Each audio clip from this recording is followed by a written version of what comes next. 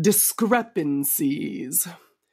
When I say that, you might think of, accounting discrepancies and someone's going to jail because there's some discrepancies with the money. But have you ever thought about the discrepancies that are holding you back personally, spiritually, financially, from being who you know that you can be? The discrepancies between who you want to be and who you are, and how to bridge that gap could be the difference between just dreaming and hoping and wishing and praying for something better to happen and actually making it happen.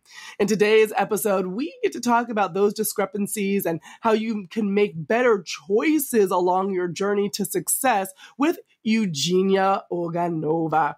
Eugenia is an amazing human that combines quantum work with spiritual work and marketing work, and she's been doing it for years. She's an international business soul strategist, a marketing energetics coach, and transcension mentor with 20 years of experience. She specializes in helping female coaches and healers leverage their unique badass energy to sustainably scale into multi-6 and seven-figure businesses. So in my conversation with Eugenia, she actually walks us through step by step the process that she uses for her clients. So if you are tired of pushing and struggling and working so dang hard to not really get that great of results, then you should listen to this podcast because it could definitely help you work smarter, not harder. All right, let's go. Welcome to the Flourishing Entrepreneur Podcast with Alea Harris.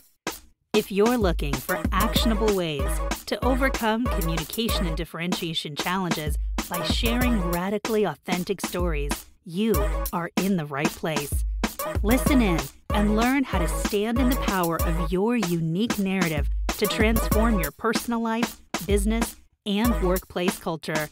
And now, your host, award-winning international speaker, strategic storytelling consultant, and Japanese whiskey lover, Ruby Coral's mom, Alea Harris.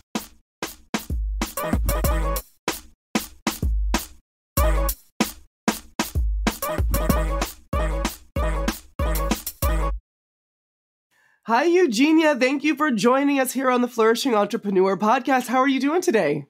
I'm doing great, and thank you so much, Alea, for having me here. It will be a great conversation. I'm so looking forward to it. It's going to be awesome. I have no doubt in my mind, especially because you, my friend, are awesome. And before we dive into some of our questions about stories and storytelling, why don't you tell the folks exactly why you're so awesome by describing what you do and how you serve?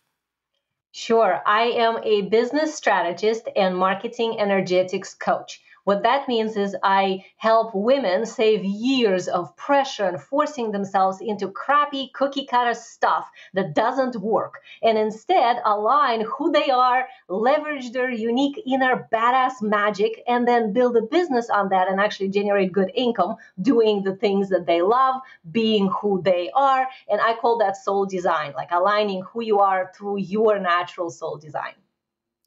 We're going to get along so very, very well. So very, very well. What was the moment that you decided that this was something that you needed to do to bring into the world?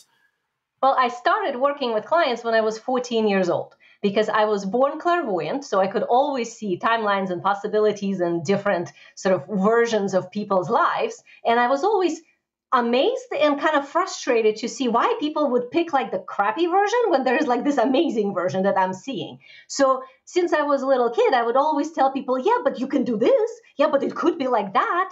And after a while, people start coming to me and paying me money for it. So I sort of fell into it without necessarily even thinking like, oh, I'm a business owner. It's just I started to have appointments. People started to come in, pay me money to help understand what is their soul mission. You know, people call it purpose, but I kind of don't like that term because really we build our own purpose in a sense. But it's more like, what is your mission? Like, why are you here? And it's always a combination. Like I think of it like two suitcases. One suitcase is like karmic crap that we came to clean up. So those are our issues and, pains and trauma and whatever that we need to grow through the lessons. But the other side is the gifts and amazing, beautiful things we here to give to the world. And I kind of always could feel how those two could go together, like how by utilizing the difficulties you can up level and then do something magical in the world. But that was difficult for a lot of people around me to see for themselves. So I naturally started commenting on that. People wanted more of it. And this is how it ended up at first being more about like, what's your soul mission? But a lot of my clients were business owners. So after a while, by the time I was 16, 18, 20, I started to get things from people like, thank you so much for my messaging. That helped me to sell out my launch. Or this market positioning you suggested was incredible. Like I signed 2 clients for a much higher fee. And I'm like, I'm doing what? Market positioning, messaging? Like I didn't even know these things. So I had to go and study the business side to actually understand how this connects to like what they're talking about and realize, oh, okay, I've always been able to make money because to me, money is just like natural flow of life. And if you deliver value, money should come to you. Like I can always believe that. And I realized that a lot of amazing women who are so powerful and got this gift and something that they're delivering to their clients that's like changing their lives forever. And they can't seem to figure out how to make money doing it. Or they're making money like selling sessions and maybe they get to, I don't know, 100,000 a year and that's it. And now they overwork and busy and burn out. And I'm like, how is this that I could make millions and they could just make barely, a few $1,000s when they are just as good? Like we're all awesome. So that's how it became more of becoming business strategist because I utilize my ability to see these possibilities and where the person's actual mission is and then translate that into something that they can materially do by adjusting. It's usually not like, oh, let's create something totally different. Like I do business, not in a business sense, in a sense, even though I'm very practical. But it's more about like, how can we leverage this unique inner badass thing you got and position that in a marketplace so you get paid well for it. One of the things that you said, I mean, I loved everything that you said, but one of the things that you said that struck out to me was choices. You said you didn't understand why people would choose the crappier choice. And that made me giggle because life really is about choices. And often we don't understand when we're making the crappier choice. And for me, when you're talking about the story of your life, I think people think of it as linear, but it can go in so many directions based off of the choices that you make. And you've seen that. You've seen people that have made a choice and maybe are derailed from their more purposeful path or their more soul mission driven path. And they're kind of off on a dirt road over to the side somewhere, right? So what would you say the role is of the stories that we tell ourselves in helping us be successful and staying on our soul mission or going off onto that dirt path? Oh, absolutely. This is actually one piece of my methodology that I think is essential for people. I call it quantum future creation. So it's a story that you pull out from the quantum field that is in your future now, but you want to catapult into that. And most people think of it like, okay, well, I can imagine this dream life where I like have everything I want and I feel amazing and I'm so strong and confident and eloquent and whatever, famous. But within that, it's like, and then there's like, what are the steps? Like, how do I get there? And to me, that's an incorrect question. So you're asking sort of the role of the story. And from my viewpoint, it's a combination of, first of all, figuring out what the story you want is. Most people do it in a negative sense. I don't want this, and that. But if you ask them what do they actually want, they don't know. That's a problem because if you don't know where you're going, you're not going to get there. So step one is to actually build a future story that is awesome. But step two is stop trying to get there. Become it. Because when you try to get there, you kind of like never get there. It's a moving target and you're forever working on yourself. I mean, how many of your audience here, I'm sure, experience that when you like for years in therapy or working on yourself and personal transformation and you think you should be better with all of this by now and you know all the problems and all the trauma and all of this is supposedly cleaned up, including money blocks and whatever else. And yet it's still hard. And the reason it's hard is not because we're afraid to work hard. Most women I work with, like, we can work hard. Like, we don't fear hard work, but we do it incorrectly. We do it with friction. And working hard for a sprint is not a problem. Working hard for a marathon, that's where you're trying to earn your story instead of becoming the story you want. When you become the I story, love that. Earning your story instead of becoming the story. I love that. that's when you finally be it. So the role of the story is stop earning it, create it, and then become it. So how do you become it? You become it by embodying. When you make up a story, first of all, that's like, I'll give you a little quantum lesson here, is that if there is something you can envision and imagine, that means it's possible for you, and it's possible for you in this lifetime, or you wouldn't be able to imagine. So when people say, well, I can't imagine myself at $1 million, well, okay, until you can, you literally cannot have it. It's not going to just fall on your head. And this is kind of the law of the universe, that if you have the story in your heart, if you feel like, okay, this is mine, like I can feel it, I'm meant to be this or do this or affect people this way and create this impact or generate certain income, then it's possible for you. But the step 2 is now you have to embody that. So it's not a story in your head, but it's a practical experience of living this story of the future as if it is now. So in a quantum field, it's sort of like you vibrating as this other person that you wish to be, you right now, not her. So what I would do with my clients is I would say, okay, let's take this future you and overlap her, like overlay her on you. And then tune in, what's the discrepancy?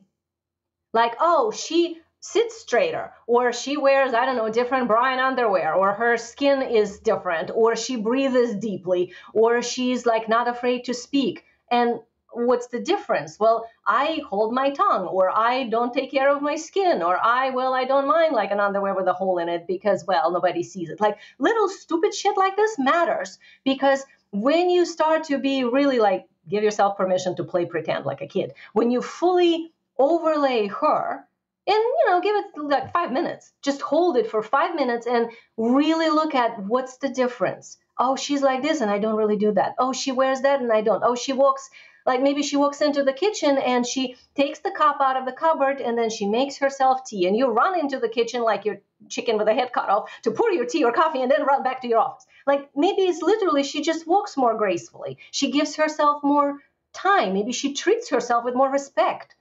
Maybe she values her empty spaces just as much as her busy spaces, and you only value the busy ones. So notice these discrepancies. And now step 3 is go to work on cleaning them up. This is where commitment comes in, and this is actually a healthy use of inner willpower. We use will incorrectly all the time. We just use it to push. But correct use of will is to keep shifting yourself out of these misalignments that you figured out your quantum future self doesn't have. The more you do that, the more you become her. And then that story is your story now instead of sometime somewhere in the future. I really love that. And I love how you said that it would catapult you into that future as opposed to just wishing and hoping or asking and pleading and never receiving. That's incredibly important. I love also where you said looking for the discrepancies. If you overlay her on top of you, where are you not matching?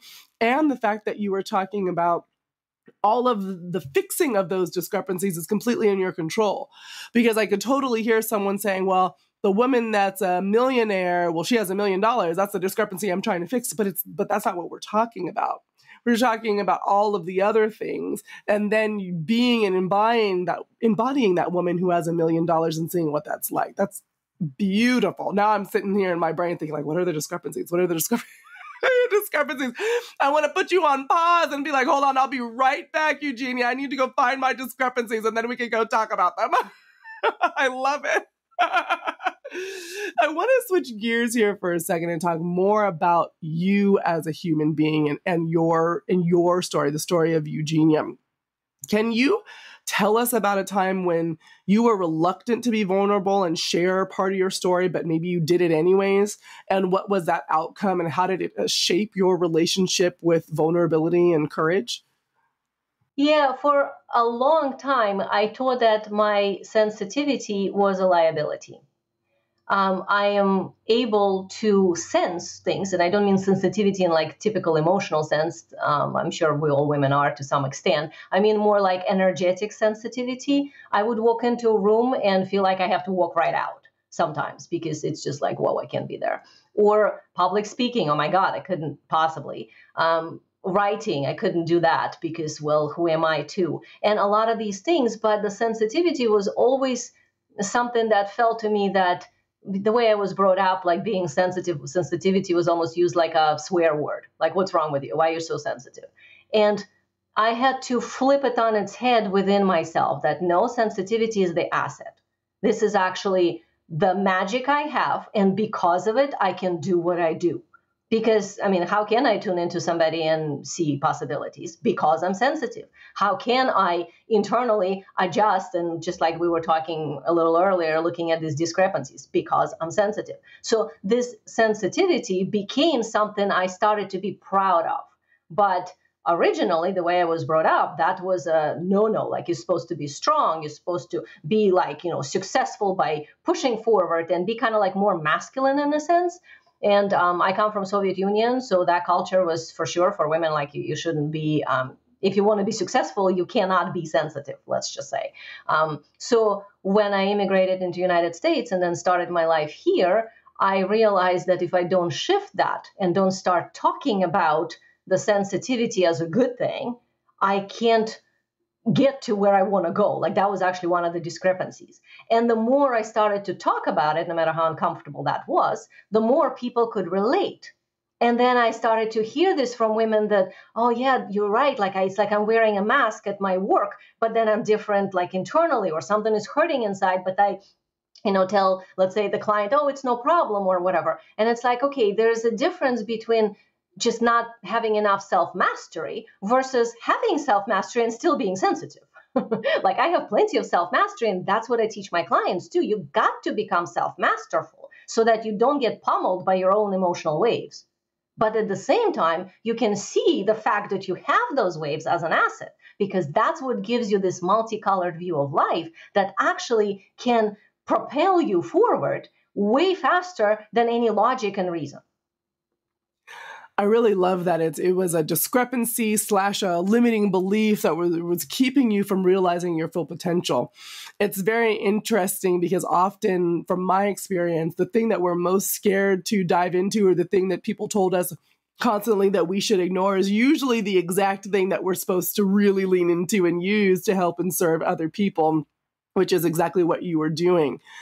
Talk to me about when you have someone come to you and they want to work with you. What are some of the limiting beliefs that hold them back from making the choices that lead them to their better story? What are the things of this, maybe even the excuses that they tell you that they don't want to do? Well, I can't possibly, Eugenia, do that quantum leap there because A, B, C, D, E. What are some of those?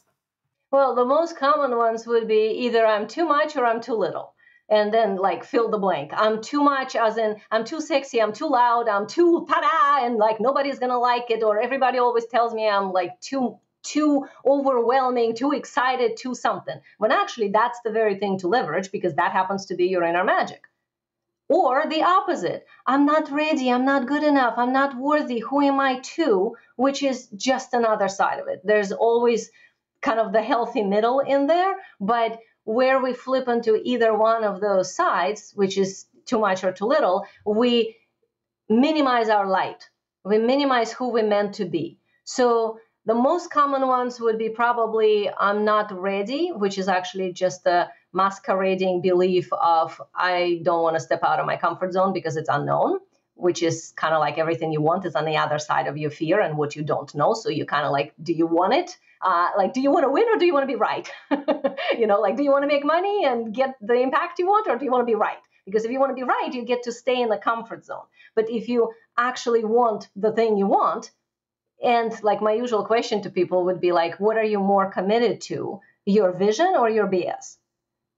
Because that's really the choice. And when somebody realizes that, then suddenly takes it out of this whole thing, I am enough or not enough, into, whoa, you're right. What's my commitment? What am I devoted to?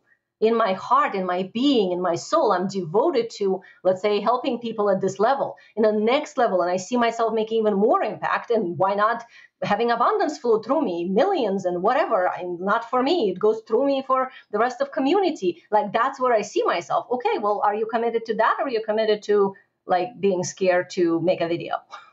So like once you realize that what's at stake and that it's actually a commitment issue, a lot of these beliefs tend to kind of dissolve themselves.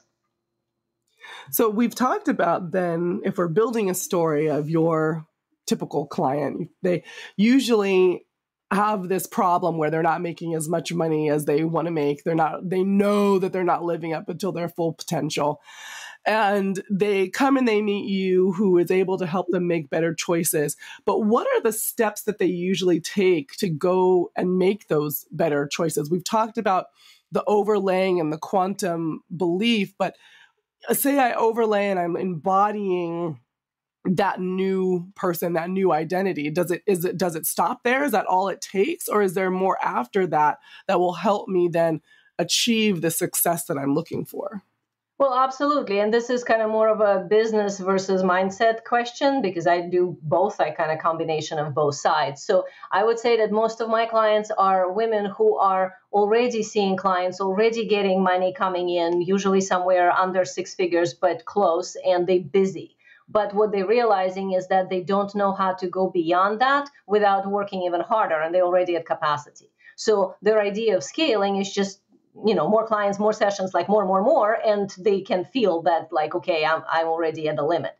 So that's where they find me. And the first thing we do is we up level the person into their own premium level. That would be figuring out the quantum self, the next level of you. And because of that, readjusting how you deliver your services. So instead of one-off sessions or smaller courses, it becomes a higher level program that much more of a deep dive, but creates your sort of pathway. So in my methodology, we always start with like your soul design. How are you built? What's natural for you? How you like to interact with people? Where do you lose energy? Where do you gain energy? So that we can align your business around you.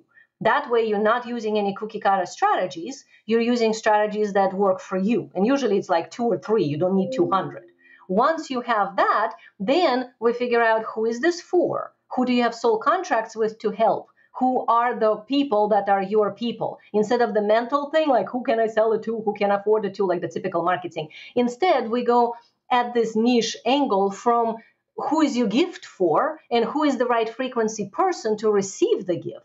From there comes, of course, the messaging. What words do you need to say? How do you need to position yourself in the marketplace for these ideal people that are your soul contracted people to come to you? So that would be figuring out the messaging, figuring out the words, figuring out the market position. From that, we build a methodology. So everybody who wants to sell a program at 10,000 or more cannot do so if they're just trying to sell the program. At this point, you stop selling the program. It becomes about a vision and method. So the method is much more about how you do what you do, like leveraging your magic instead of the like material stuff. We have 20 appointments and this is what it looks like. Nobody cares about that at the high level. The high level people care about what is in it for them, from like, where is it going? What are you going to help them achieve? So we build a methodology. And that would be like uncovering your own process. People think it's something you have to like create, when from my experience, most women who've been seeing clients already have it. They just never figured out how to put it together in words and clarity. So we kind of like unearth it. We take layers off whatever they piled on top of it, thinking this is all the things they do, into this is what you really do. This is your gift. This is the thing that your ideal clients want. Now we have your methodology. Then we package that with a higher price tag to make sure that it's worthy of the delivery of what you're actually bringing, and that it's for the right person who can afford that. Now you have something to put out into the world that is uniquely energetically matched. So all the business stuff is there. It's still like your message, your niche, your methodology, your packaging, your offer, your pricing, but it's not from the logical sense angle. It's from, I call it unreasonable, like miracles are unreasonable. It's from like dare to be big, like that angle. But frequency-wise, matching your soul design. So it's uniquely who you are that's reflected in that. And that makes a huge pivot in how my clients promote themselves. It's not anymore about, this is what I do, this is the offer I have, this is why you should work with me. It becomes more about they're passionate about the message, about the vision, about whatever it is that they are. And what I hear the most is that they say it's like, I'm just being me. I'm just talking. Like I'm just talking, and somehow people want to come and work with me. That's not just talking. There's actually a lot of strategy involved, which is what I teach. But it feels to the person delivering it as if they're just talking, because we so perfectly match that to who they are. And this is where clients come to you instead of you having to go after them. And that is the goal of everyone. Everyone always wants clients to come to them rather than having to sell and push and struggle. So I'm super appreciative of you for breaking down how to do that and how you do that with your clients. Switching to your story, because we're going to wrap up here a second. I'm just very curious about what would be the story you want people to tell about you when you are gone?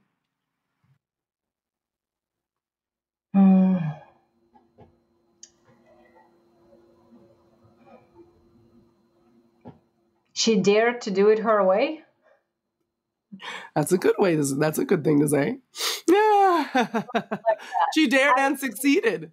Yeah, I usually kind of don't think of what people would think of me. That's why it's hard for me to answer that. Like, how would people think of me? It's kind of doesn't matter. But I think that if you kind of looking for what the value is, one of my highest values is independence and uniqueness. So that's kind of what I help my clients do, is leverage their uniqueness to be fully independent so that they can create what they want. And then the next biggest value is service. Because why do we do that? Well, we do that to serve.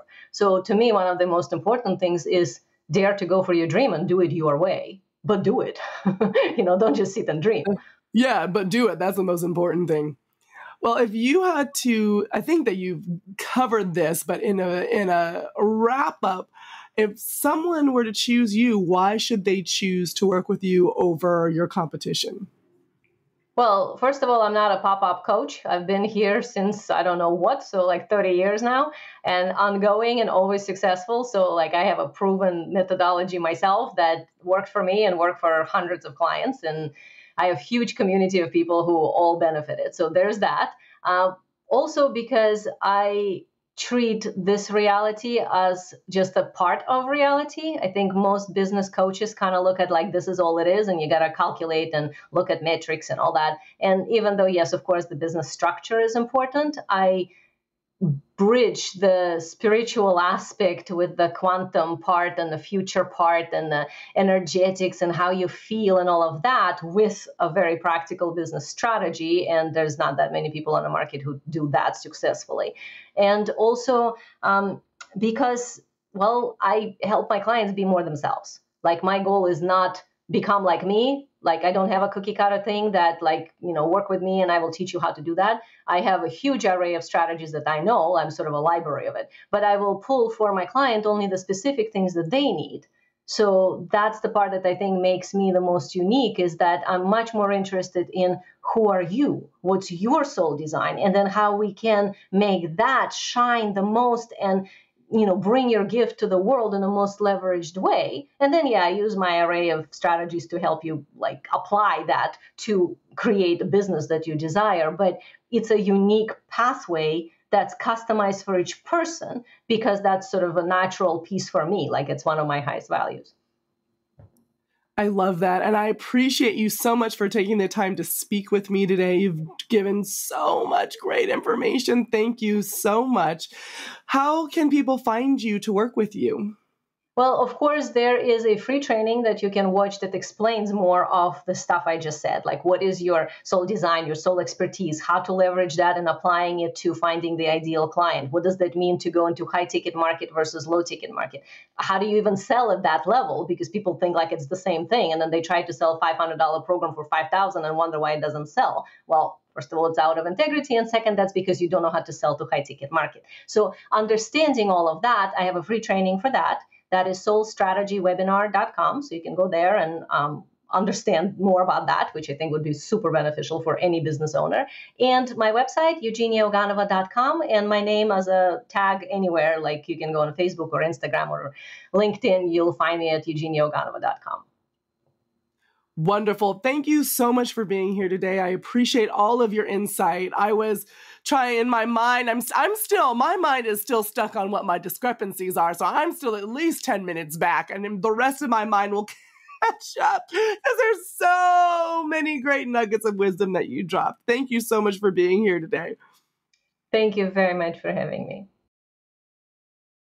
Well, I guess we know what I'm doing tonight. It's thinking about who I want to be and figuring all of my discrepancies so I can get there.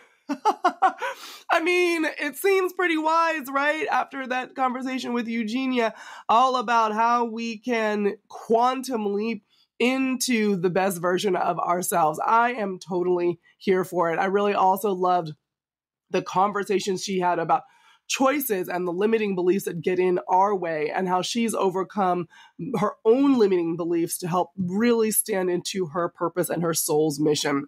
If you like this episode, please go ahead and give us a rating, give us a like, and subscribe, because we would love to have you continue to listen to us here on the Flourishing Entrepreneur Podcast, because you know what? I show up every week. So, I mean, you can too. Like, we can hang, we can kick it, we can party. Go ahead and sign up, subscribe, rate, leave a comment. I would love to hear from you and about what you like about this episode and all of our episodes. Until next time, my name is Alea Harris. This is the Flourishing Entrepreneur Podcast, and I wish you lots of love and light and love and light and love and light and abundance. All right, bye for now. Thank you for listening to this episode of the Flourishing Entrepreneur Podcast with Alea Harris. Vibing with what you hear? Leave a 5-star review to spread the love, and be sure to click subscribe. We wish you love, light, and abundance. See you next time.